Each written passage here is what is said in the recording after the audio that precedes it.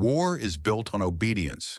Strip away the flags, the anthems, the speeches about honor and sacrifice, and what remains is a single expectation that holds every army together. You follow orders. From the moment a soldier puts on a uniform, obedience becomes instinct. It is drilled into muscle memory, repeated until hesitation disappears. Because hesitation, in battle, can mean death. But history hides an uncomfortable truth. Some orders were never meant to be followed. Orders that violated law. Orders that shattered morality. Orders that turned ordinary men into instruments of atrocity. And yet, they were obeyed. Not by monsters hiding in the shadows, but by soldiers who went home, wrote letters, missed their families, and believed they were doing their duty. This is not a story about evil men. It is a story about the moment obedience becomes a crime, about how authority, fear, and conditioning can override conscience, about commands delivered calmly, efficiently, professionally, commands that should have been refused, and about the lie that has echoed through every war in history. I was just following orders. From ancient battlefields to modern conflicts, that phrase has buried more bodies than any weapon ever built. To understand how this happens, we must begin with the system itself. Armies are not designed to produce moral philosophers. They are designed to produce coordination, discipline, predictability. Training strips away hesitation because hesitation gets people killed. Soldiers are taught to act first and question later, or not at all. This system works until it doesn't. Because once obedience becomes absolute, the conscience becomes optional. History's darkest orders did not arrive screaming. They were not always shouted in rage or madness. Many were delivered in paperwork, briefings, sealed envelopes, and quiet conversations between superiors. They were framed as necessity, as strategy, as survival. And once an order is framed as essential, refusing it becomes almost unthinkable. In ancient times, there were no war crimes tribunals, no international law. Victory itself was morality. Roman legions were ordered to destroy entire cities, to sell survivors into slavery, to salt the earth so nothing would ever grow again. Soldiers who refused were executed alongside the defeated. The Mongol armies carried commands that were brutally simple: surrender and live, resist and disappear. And entire populations were erased not because of individual cruelty, but because obedience demanded it. Colonial empires perfected a more subtle version. Orders to pacify territories often meant burning villages, executing leaders, and terrorizing civilians until resistance collapsed. The language was clean. The reality was not. For centuries, soldiers were never asked whether an order was right, only whether it was given. That changed, briefly, in the 20th century. World War I shattered illusions about honor and war. Industrial killing exposed the cost of blind obedience on a scale humanity had never seen before. When the war ended, there were calls for accountability, for limits, for rules. But accountability failed. Trials were rare, punishments lighter than the crimes they addressed. The message was clear: even if unspoken, obedience would still protect you. And leaders learned from that failure. They learned how to issue criminal orders without writing them down, how to imply rather than command, how to create environments where soldiers understood what was expected without anyone ever saying it aloud. No regime mastered this better than Nazi Germany. The Third Reich did not rely on chaos or brutality alone. It relied on structure, hierarchy, procedure. At the heart of it was the Führerprinzip, the leader principle. Every order flowed downward from one unquestionable authority. Loyalty was not to law or country or humanity. Loyalty was to the leader. Once that principle was accepted, everything else followed. Orders to execute prisoners, orders to eliminate civilians, orders to participate in mass murder. Many of these commands never arrived as explicit instructions. They arrived as expectations. Soldiers were told enemies were subhuman, that mercy was weakness, that hesitation was betrayal, and when the killing began, refusing did not require courage. It required isolation. Because disobedience didn't just mean punishment. It meant standing alone while everyone else complied. Some soldiers refused, most did not. Not because they were sadists, but because the system made obedience easier than resistance. After the war, the world finally tried to draw a line. At Nuremberg, for the first time, following orders was rejected as a defense. The court declared that there are commands so immoral that obeying them is itself a crime. It was a powerful statement, but statements don't stop orders from being given. They only judge what happens afterward, and afterward comes too late for the victims. Decades later in Vietnam, the world watched the same pattern repeat. A village called My Lai. The order was vague. Clear the area. Eliminate threats. Everyone involved understood what that meant. What followed was not chaos, but routine. Civilians lined up, shots fired, silence afterward. Some soldiers refused. One helicopter crew even placed themselves between villagers and American troops, threatening to open fire on their own side to stop the killings. They were the exception. Most obeyed. When the massacre was exposed, responsibility fractured. Officers blamed subordinates. Subordinates blamed officers. The system blamed confusion. Only one man was convicted. The order remained intact.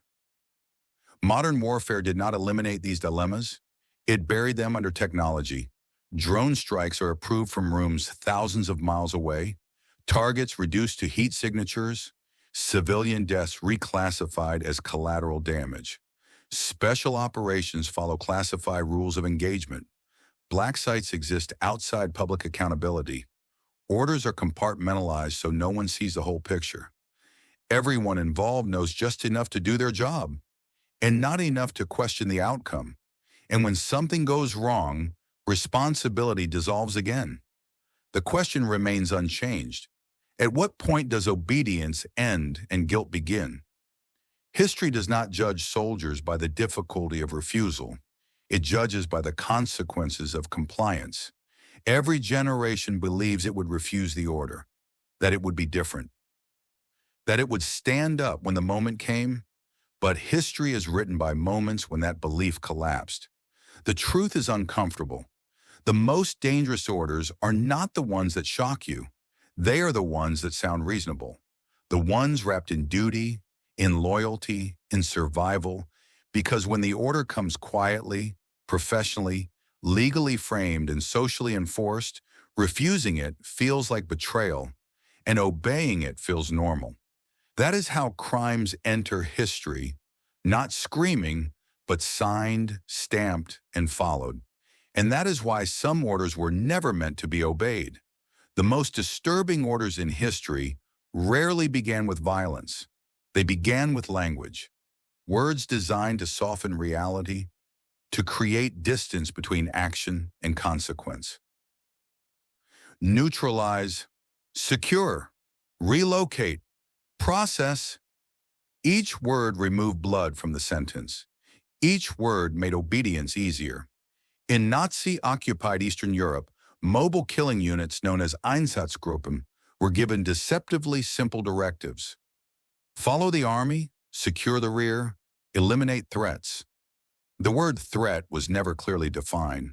It didn't need to be. Men, women, children, entire communities were categorized, lined up, and executed beside freshly dug pits. Not in secret, but in daylight. Often with the assistance of local collaborators, sometimes with soldiers who had never fired a weapon in anger before. Reports were written afterward, clean, precise, numbers instead of names. One report recorded over 30,000 deaths in 2 days. No emotion, no hesitation, just confirmation that the order had been carried out. Many of the men involved were not fanatics.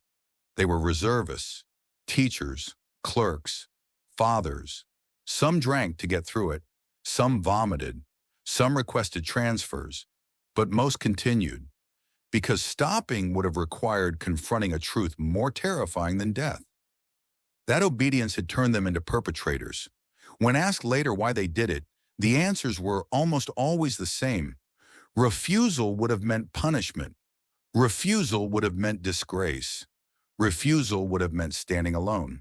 And so the order moved forward, one man at a time, until mass murder became routine. The pattern did not end in Europe. In Imperial Japan, soldiers were trained under an ideology that erased individual life. Surrender was dishonor. Mercy was weakness. Obedience was absolute. Orders were given to execute prisoners, to use civilians for bayonet practice, to conduct medical experiments on living captives. Unit 731 operated with full military approval. Human beings were infected, frozen, dissected without anesthesia. The orders were signed, the chain of command intact. After the war, many of those responsible were never tried. Some were rewarded with immunity in exchange for data. The victims were erased twice, once in life and once in history. In every case, the same defense emerged. I had no choice. But history has proven, again and again, that choice never disappears. It only becomes dangerous. During the Holocaust, there were German officers who refused to carry out execution orders. Some were reassigned. Some were sidelined. Very few were executed. The system relied on fear, but it exaggerated that fear to ensure compliance. The lie was effective. Most soldiers believed refusal meant death. In reality, it meant inconvenience, stigma, or transfer. But by the time that truth became clear, obedience had already done its work. The 20th century was not unique. It was simply better documented. In Latin America, military juntas issued disappearance orders. Suspected dissidents were taken at night, never charged, never seen again. Pilots were ordered to fly drugged prisoners over the ocean and release them mid-air. The ocean erased evidence. The order erased responsibility. In Rwanda, radio broadcasts framed extermination as civic duty. Militias were not commanded at gunpoint. They were encouraged, applauded, normalized. Neighbors killed neighbors because authorities said it was necessary, and because refusing meant being labeled an enemy. The lesson repeated itself relentlessly. When authority defines morality, conscience becomes a liability. Even peacekeeping forces are not immune. In Bosnia, UN troops were ordered to stand down, to observe, to avoid escalation. They watched as thousands were taken away and executed. They followed orders that prioritized neutrality over intervention. Later, the world asked why no one stopped it. The answer was the same. They were following orders. Modern militaries insist these failures belong to the past, that training now emphasizes ethics, that unlawful orders must be refused. On paper, that is true. In reality, modern orders are rarely explicit. They arrive through rules of engagement, through operational pressure, through performance metrics. A drone operator does not hear screams. He sees coordinates. A special forces unit does not receive a command to kill civilians. They receive intelligence assessments and time-sensitive threats. The result is the same. Distance replaces accountability. And when mistakes happen, they are framed as tragic but unavoidable. Collateral damage. The phrase itself is an order disguised as acceptance. It tells soldiers that harm is unfortunate, but expected, necessary. The law insists that unlawful orders must be disobeyed. But law does not stand beside you when the command comes through the radio. Your commander does, your unit does, your fear does. History shows that refusing an order is rarely about bravery in the moment.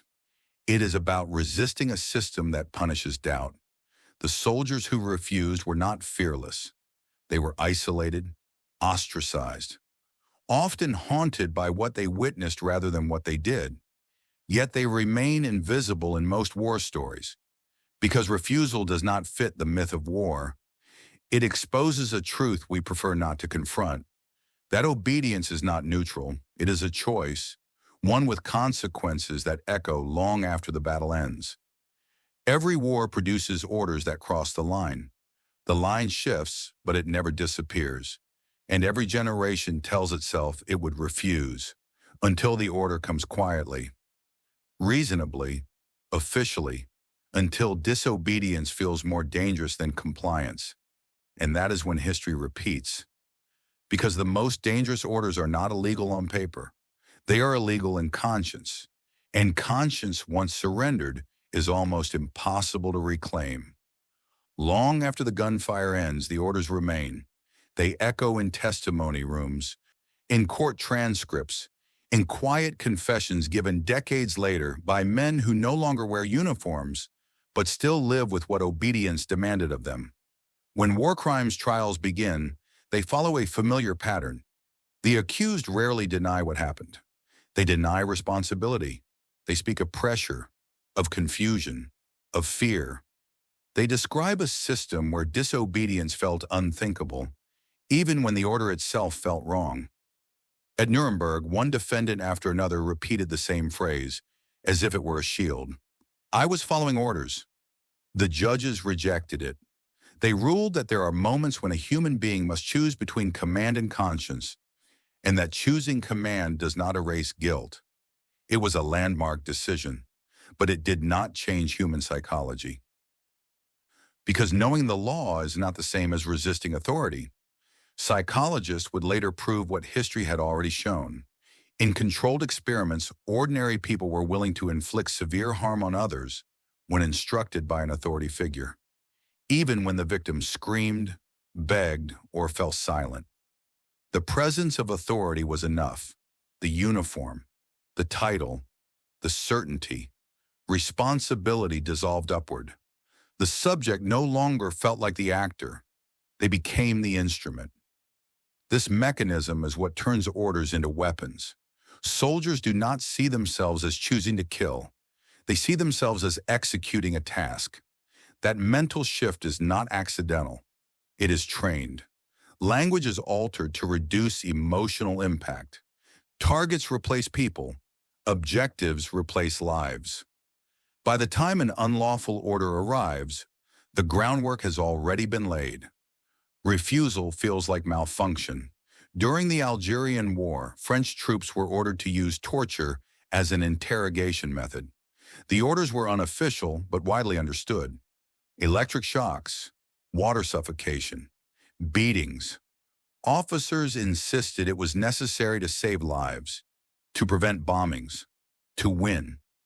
Many soldiers complied and later admitted the torture produced little intelligence, but it produced obedience. Those who refused were labeled weak, disloyal, naive. Some were transferred, others were broken psychologically by the isolation. The system did not need to punish everyone. It only needed to make an example of a few. In the Soviet Union, political officers ensured that orders were not questioned. Retreat was treason, mercy was suspicion. Soldiers were sometimes ordered to fire on their own retreating units. Blocking detachments stood behind the lines, rifles ready. The message was clear: obedience or death. But even here, refusal occurred. Men threw weapons aside, missed deliberately, warned others to run. These acts rarely appear in official records. History remembers compliance more easily than resistance. In more recent conflicts, unlawful orders have become more sophisticated. No commander orders commit a war crime. They order speed. They order results. They order dominance. In Iraq, detainee abuse was not the result of chaos. It emerged from an environment where pressure, dehumanization, and ambiguous commands converged. Loosen them up. Make them talk. The words were vague enough to deny later. Those at the bottom absorbed the risk. Those at the top preserved deniability. And when the photos surfaced, accountability stopped where it always does, at the lowest visible level, The soldiers who carried out the acts were punished. The culture that encouraged them was not. This is how unlawful orders survive modern scrutiny. They are fragmented. No single person sees the whole crime.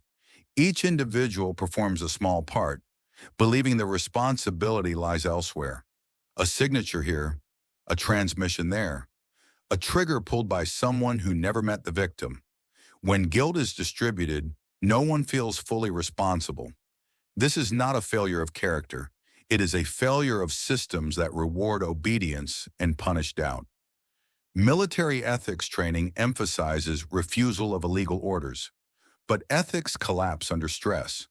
When exhaustion, fear, loyalty, and survival collide, morality becomes abstract. What remains is the immediate reality. Your commander is watching, your unit is waiting, your future depends on compliance. In that moment, refusing does not feel heroic. It feels reckless. It feels selfish. And so most do what humans have always done under authority. They obey. Years later, many described the same sensation. The moment when they knew the order was wrong, the moment when they acted anyway, the moment when something inside them fractured, quietly, permanently. Some live the rest of their lives defending the order. Others live trying to escape it, but none forget it. The order becomes a ghost, because obedience does not erase memory. It only delays reckoning. History does not ask why it was hard to refuse. It asks why refusal did not happen. And in that question lies the most uncomfortable truth of all, that the line between lawful duty and criminal obedience is not crossed in chaos. It is crossed in calm, in procedure, in silence. And once crossed, it becomes easier to cross again. In the quiet of command centers, far from battlefields, the deadliest orders are issued, not shouted, not dramatic, not written in ink that drips. They arrive as briefings, as intel reports, as approvals signed in a sterile office. Coordinates, timelines, threat assessments, risk calculations. The human cost is filtered through layers of abstraction, and that is the genius of modern unlawful orders. No one feels like they are committing a crime. Everyone feels like they are performing a duty. Drones hover miles above the targets. Operators track heat signatures. Children appear as secondary contacts. Civilians are collateral. At the moment the order is executed, nobody is a killer. They are a professional, a soldier, an instrument of strategy. Yet when the smoke clears, the body counts rise, and the ghosts begin. History does not forgive these invisible moments. It preserves them. Testimonies emerge years later. Confessions whispered in private rooms. Memories too heavy to carry. Special Forces veterans speak of missions where orders were deliberately vague. Kill or capture, sweep or secure, leave no trace. The law required discretion. Ethics required restraint. The order required obedience, and obedience prevailed. The moral injury inflicted in these moments cannot be measured in courtrooms. It cannot be reduced to numbers or reports. It is lived in nightmares, in the sleepless hours, in the quiet moments when the mind replays every choice that should never have been made. Even decades after combat ends, the question lingers.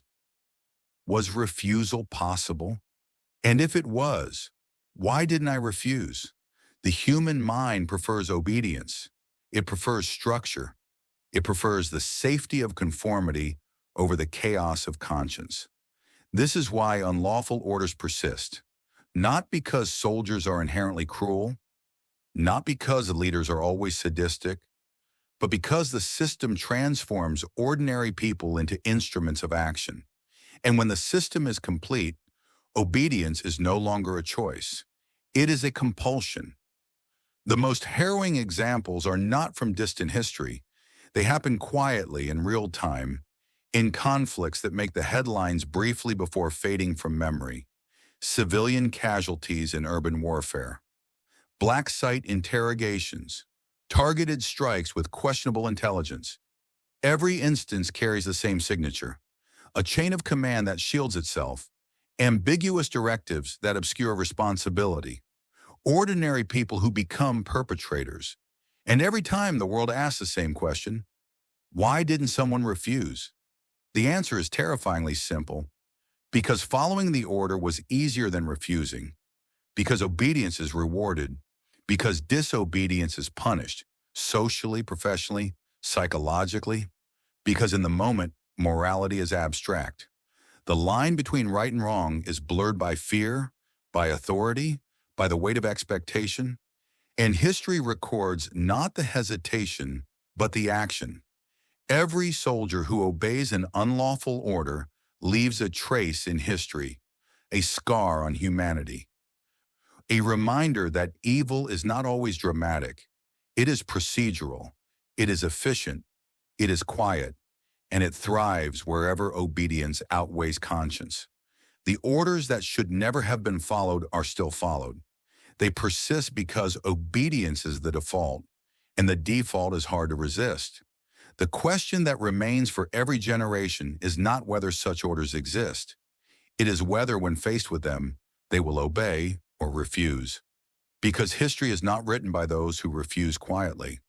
It is written by those who obey. And the dead remember everything, even when the living forget. Every soldier believes they know what they would do until the order comes. The mind rehearses refusal in theory, courage, conscience, principle. But when the moment arrives, all rehearsals vanish. Fear, loyalty, survival, the weight of expectation, they crush hesitation before it begins. The orders that should never have been followed are followed, and history moves forward as if nothing is amiss. The consequences are measured in lost lives, in broken families, in the invisible scars carried by those who obeyed and those who refused. Even those who refuse are not spared the cost. They become outsiders, witnesses to a world that has chosen compliance over morality. In tribunals, in history books, in quiet recollections decades later, the same truth emerges. Obedience is seductive. It is comfortable. It is easy. And the system will always reward it. Every war, every regime, every conflict produces orders that should never exist. And every generation tells itself it would act differently. But the lesson repeats. The line between duty and crime is crossed in silence. It is crossed in procedure, in paperwork, in routine, in calm professionalism. And once crossed, the consequences ripple through decades. Every drone strike, every forced disappearance, every massacre begins with the same mechanism, an order, and the human tendency to obey it. History leaves us a question, not about the orders themselves, not about who gave them, not even about the victims. It asks us instead, what would you do if the order came to you? Would you obey or would you refuse? The answer defines the thin line between duty and atrocity. It defines whether a soldier remains human or becomes an instrument of history's darkest impulses. Because the dead do not speak loudly. They do not march. They wait in silence. For the living to remember, for the world to ask again, and for someone, somewhere, to refuse the order that should never have been followed. The danger of obedience is not in the act itself. It is in the quiet, the mundane, the ordinary compliance that accumulates until horror is routine. It is in the realization that the order you follow may be the one that history condemns. And by then, it may be too late. History does not forgive those who obey. It only remembers. And the memory is long. The orders were given. The soldiers followed. And humanity is left to reckon with the consequences. The question remains, always, will you obey or refuse?